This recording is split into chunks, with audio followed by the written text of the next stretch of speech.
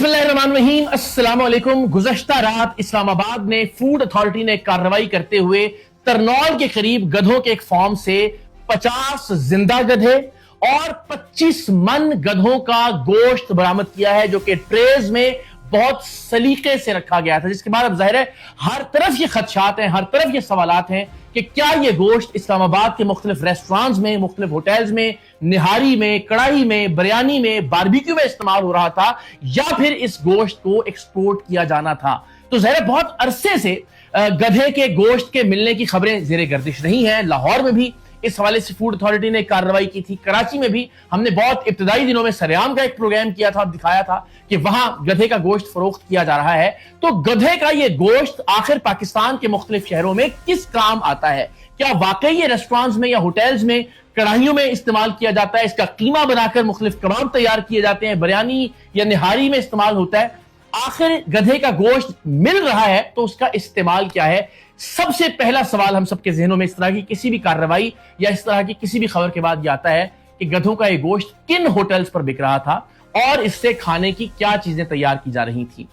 दूसरा सवाल सबसे अहम ये कि क्या गधे के गोश्त में और बीफ और मटन में कोई फर्क होता है? उसके टेस्ट में, उसकी स्मेल में, उसकी साख्त में, यानी दिखने में क्या वो मुख्तलिफ महसूस होता है या नहीं? फिर सबसे अहम सवाल ये कि गधे के गोश्त की जो कीमत है, अगर उसे फी किलो मापा जाए तो क्या वो बीफ या मटन से कम होती है या ज्यादा?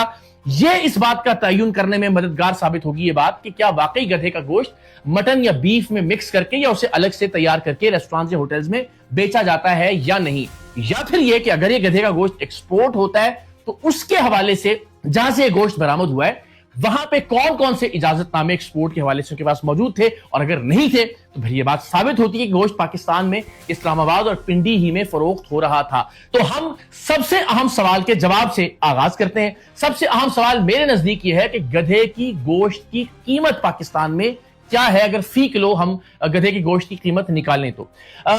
तहकीक से बात साबित हुई है कि गधे का गोश्त जो आमतौर पर पाकिस्तान में फरोख्त किए जाने का अंदेशा जाहिर किया जाता है, वो किसी सेहतमंद हट्टे कट्टे गधे का गोश्त नहीं होता। वो गधा जो बीमार होता है, वो गधा जो लागर होता है, वो गधा जो करीबुल मर्ग होता है, मरने के करीब होता है, किसी बीमारी में मुब्तला होता है, जिसे बहुत सस्ते दामों खरीदा जा सकता है। खदशा यह है कि उस गधे का गोश्त ज्यादा इस्तेमाल किया जाता है या ज्यादा बेचा जाता है पाकिस्तान के अंदर। तो जनाब, अगर आप एक सेहतमंद गधे की कीमत भी पाकिस्तान में मुतय्यन कर लें और उसके मुकाबले में गाय और भैंस की कीमत निकालें, बीफ और गधे के गोश्त का मुवाजना करें, तो जनाब हमने जो तहकीक की है उसके मुताबिक जो बिल्कुल सेहतमंद गधा है, जो माल बर्दारी के काम भी आ सकता है, उस गधे की कीमत 60,000 से 1 लाख रुपए तक होती है और उसका वजन तकरीबन 250 से 300 किलोग्राम होता है, जिसमें से जो गोश्त निकलता है वो 100 से 120 किलोग्राम यानी तकरीबन 3 मन के करीब गधे से गोश्त निकल सकता है। और वो गधा जो बिल्कुल सेहतमंद हो, जिसे जोतने के काम में लाया जा सकता हो, जिससे माल बर्दारी का काम लिया जा सकता हो, वो 60,000 रुपए से 1 लाख मैक्सिमम उसकी कीमत होती है। तो इस एतबार से अगर सेहतमंद तरीन गधा भी हो तो उसके गोश्त की फी किलो कीमत 400 से 600 रुपए फी किलो होगी। और अगर कोई बिल्कुल लागर, मुर्दार, करीबुल मर्ग या किसी बीमारी में मुब्तला गधा हो तो वो 10 से 20 हजार रुपए में भी मिल जाएगा और कीमत जाहिर है शायद 100, 150, 200 रुपए फी किलो पर भी चली जाएगी। इसके मुकाबले में अगर हम बीफ की बात करें, गाय के गोश्त की बात करें, तो गाय की जो कीमत है पाकिस्तान में वो 2.5 लाख से 4 लाख रुपए है। और ये गाय की जो मजमूई जो उसका वजन है वो 450 से 600 किलो है और उसमें से जो गोश्त निकलता है वो तकरीबन 200 से 280 किलो गोश्त किसी एक गाय या भैंस से निकल सकता है। तो इस एतबार से 900 रुपए से 1200 रुपए गोश्त की लागत है फी किलोग्राम अगर बीफ की बात करें। तो अंदाजा कीजिए कि अगर सेहतमंद तरीन गधा भी ज़िबा किया जाए और उससे गोश्त हासिल किया जाए तो भी वो 3 गुना सस्ता है बीफ से पाकिस्तान के अंदर। तो जाहिर है पहला क्वेश्चन मार्क रेज होता है या पहला रेड फ्लैग रेज होता है कि अगर किसी को 3, 4, 5 गुना या 10 गुना तक फायदा मिल रहा है गधे का गोश्त बेचकर तो वो ऐसा क्यों नहीं करेगा। अब दूसरा सवाल कि क्या गधे का गोश्त जायके में और बू में बिल्कुल मुख्तलिफ होता है या नहीं पकड़ा जा सकता कि आप बीफ खा रहे हैं, मटन खा रहे हैं या गधे का गोश्त खा रहे हैं। तो ये बात बहरहाल तयशुदा है कि गधे के गोश्त का जायका भी कदरे मुख्तलिफ होता है, اس کی بو بھی الگ سے محسوس کی جا سکتی ہے اور وہ نسبتاً زیادہ سخت ہوتا ہے بیف یا مٹن کے مقابلے میں.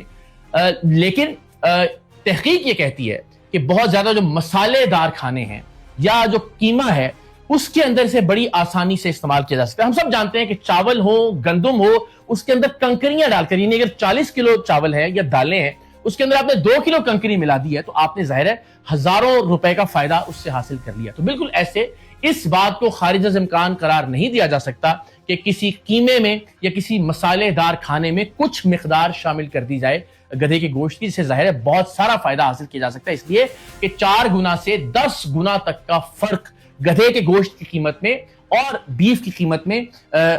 موجود ہے. لوگ یہ کہتے ہیں کہ گدھا بہت مہنگا ہوتا ہے, تو میں نے آپ کو یہ انالیسس کر کے دکھا دیا اور میں نے میکسیمم ریٹس کے اوپر یہ انالیسس کیا.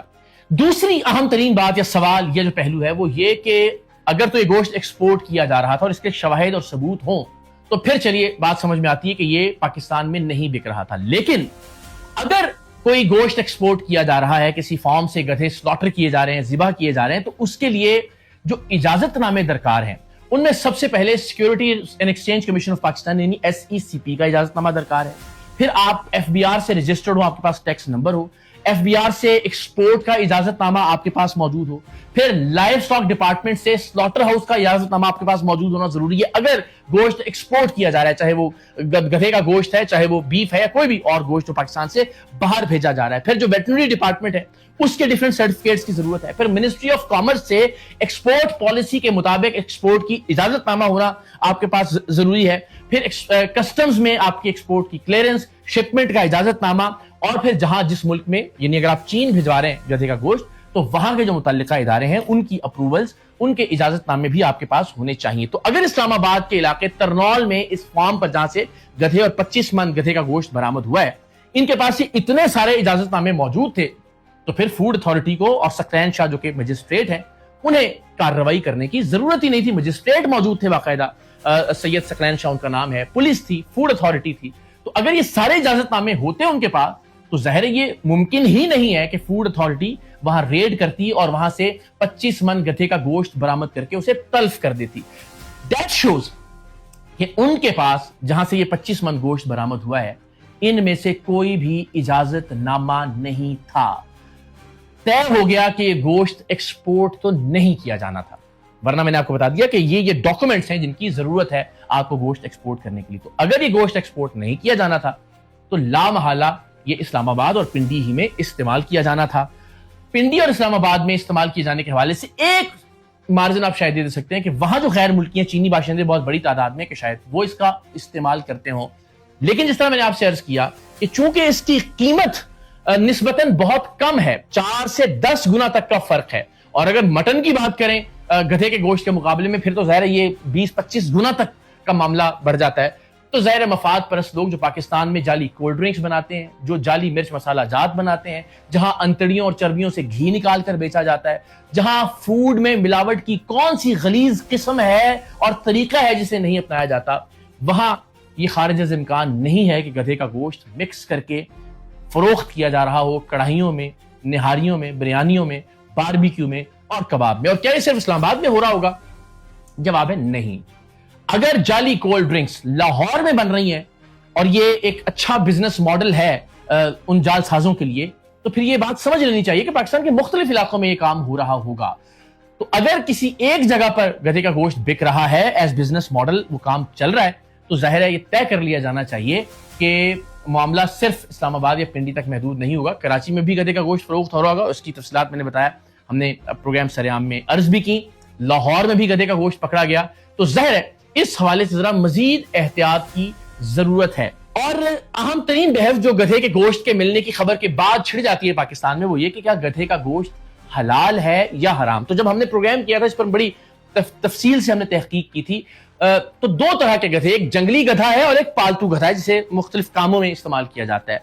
پالتو گدھے کے حوالے سے, گھریلو گدھے کے حوالے سے طے ہے تمام مسلمانوں کے مکاتب فکر کے نزدیک کہ اس کا گوشت حرام ہے. غزوہ خیبر میں اس کی حرمت کا حکم تھا. جب ہانڈیوں میں گدھا پکایا جا رہا تھا غزوہ خیبر کے موقع پر, تب حضرت صلی اللہ علیہ وسلم نے ارشاد فرمایا کہ ان ہانڈیوں کو انڈیل دیں اور کہا کہ یہ نجس ہے گوشت. کچھ لوگوں کا خیال انہوں نے اخذ کیا کہ شاید یہودیوں کے گدھے تھے اور گندگی اور غلاظت کھایا کرتے تھے، شاید اس وجہ سے ممانعت کی گئی، لیکن اتفاق کر لیا گیا کہ اس معاملے میں مکمل طور پر جو پالتو گدھا ہے، اور شاید یہ بھی وجہ کہ ظاہر اگر آپ جو مال برداری کے کام آنے والے گدھے ہیں انہیں کھانا شروع کر دیں گے تو پھر مال برداری کا کام کس سے لیا جائے گا۔ گھوڑوں کے گوشت سے متعلق بھی اس قسم کی بحث ملتی ہے۔ جنگلی گدھے کے حوالے سے مختلف رائے ہے، اور اس میں بہت سارے علماء کا اتفاق ہے کہ جنگلی گدھا جسے ہمارے وحشی بھی کہا جاتا ہے اسے حلال سمجھ کر کھایا جا سکتا ہے۔ تو گدھے کی حرمت کے حوالے سے، گدھے کے حلال یا حرام ہونے کے حوالے سے، جو گدھے ہمارے ہاں استعمال ہوتے ہیں عام طور پر، جو ہمارے اطراف میں ہیں، جنہیں ہم گدھا ریڈی کے اندر جوتتے بھی ہیں، جن سے ہم مال برداری کا کام بھی لیتے ہیں، جن پہ اینٹیں بھی ڈھوتے ہیں اور باقی تمام اس گدھے کے حوالے سے اتفاق رائے ہے کہ گدھا حرام ہے۔ اور بہرحال وہی بات کہ کچھ لوگوں کا کہنا تھا چونکہ غزوہ خیبر سے پہلے حلال رہا ہے، غزوہ خیبر کے موقع پر شاید اسپیسیفکلی ان گدھوں کے حوالے سے حکم تھا، لیکن اجماع امت ہے کہ گدھے کی جو قسم ہمارے ہاں پائی جاتی ہے وہ گدھا یا گدھے کا گوشت جو ہے وہ حرام ہے۔ تو ظاہر حلال اور حرام کی بحث کے علاوہ جب ہم پاکستان میں ایک کراہیت کے حوالے سے بھی دیکھتے ہیں تو ہر ایک کو ایک کراہیت ہے گدھے کے گوشت سے، تو یہ طے ہے کہ فوڈ اتھارٹیز کا اور متعلقہ اداروں کا یہ کام ہے کہ وہ گدھے کے گوشت کی فروخت کو روکیں۔ ہر بار صرف گدھے کا گوشت برآمد کر لینا اور اسے تلف کر دینا یہ کافی نہیں ہے۔ میرا یہ خیال ہے ہم سب کو بار بار سوال پوچھنا چاہیے کہ اسلام آباد فوڈ اتھارٹی نے یہ گدھے کا گوشت جو برآمد کیا، اسے تلف کیا، یہ سلاٹر ہاؤس کون لوگ چلا رہے تھے، ان کے پاس کون سے ڈاکیومنٹس تھے، وہ کہاں کہاں یہ گوشت سپلائی کر رہے تھے، اور باقاعدہ ان ریسٹورانٹس یا ہوٹلز کے نام سامنے آنے چاہیے۔ بصورت دیگر یہ معاملہ پھر ظاہر ہے کچھ سالوں میں، کچھ مہینوں بعد ہم دیکھیں گے کہ گدھے کے گوشت کو برآمد کرنے کی کوئی ایک اور خبر آئے گی، پھر بحث کریں گے اور اس کے بعد یہ معاملہ دوبارہ سے دب جائے گا۔ تو اب کی بار ہمیں یہ توقع کرنی چاہیے کہ یہ گوشت کہاں فروخت کیا جا رہا تھا، کس طرح کے کھانے میں اس کا استعمال کیا جا رہا تھا، کون لوگ اس کی فروخت میں ملوث تھے، تمام تر تحقیقات قوم کے سامنے ضرور لائی جانی چاہیے۔